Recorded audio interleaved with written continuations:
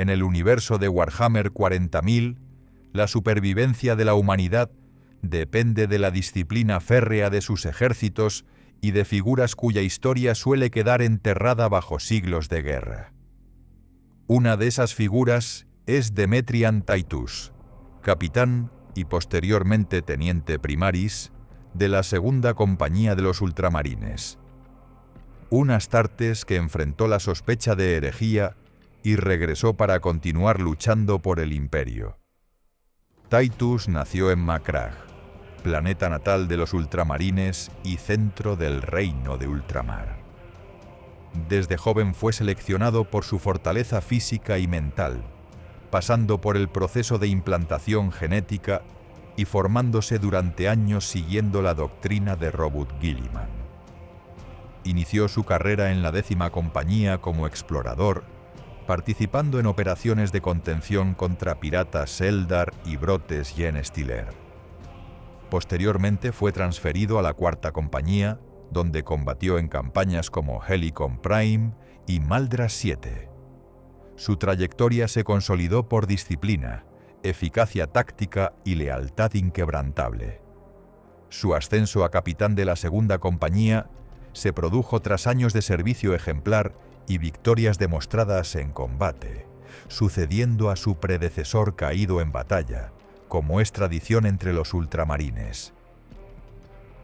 En el año 999 del milenio 41, Titus lideró la 2ª compañía en la defensa del mundo Forja Graya, un enclave vital para la producción de titanes del Adeptus Mechanicus. El planeta fue asaltado por una invasión masiva de orcos, comandada por el caudillo Grimskull. Durante la campaña, Titus demostró una capacidad de mando poco convencional, optando por desviarse del protocolo en varias ocasiones para garantizar la supervivencia de sus aliados y el éxito de la misión. Este comportamiento generó sospechas entre algunos de sus subordinados, en especial en el 2º teniente Leandros. El conflicto se agravó con la aparición de la amenaza del caos. Nemeroth pretendía abrir una brecha en la disformidad utilizando la energía del Titán Invictus y la tecnología del Mechanicus para mantenerla estable. Titus lideró la ofensiva final y derrotó a Nemeroth en combate singular, impidiendo la destrucción del mundo Forja. Sin embargo, su resistencia inusual a la corrupción y su contacto directo con la energía del Immaterium motivaron la intervención del inquisidor Thrax del Ordo Maleus, quien ordenó su arresto inmediato para ser investigado. Durante años, el destino de Titus permaneció sin registros públicos. No se difundieron detalles de su juicio ni de su condena. Los hechos recientes, revelados en Space Marine 2, confirman que Titus sobrevivió a la Inquisición y sirvió un periodo dentro de los Vigías de la Muerte, la hermandad de élite especializada en neutralizar amenazas xenos. Durante una misión en el mundo de Kadaku, Titus resultó gravemente herido enfrentándose a un Carnifex tiránido.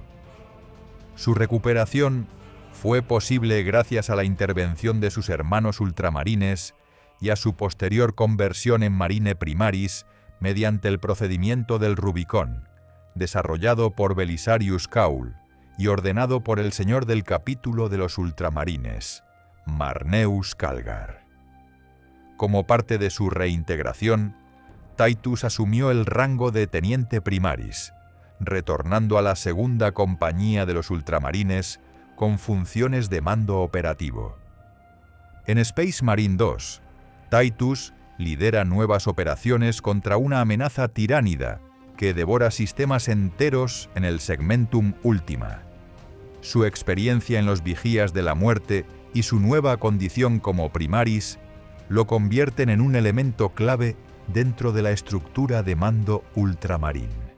El caos vuelve a verse involucrado en los acontecimientos que atañen a Titus, obligando a éste a volver a enfrentarse cara a cara con la corrupción del Immaterium, cuando un fragmento demoníaco intenta establecer una cabeza de puente dentro del sistema Kadaku.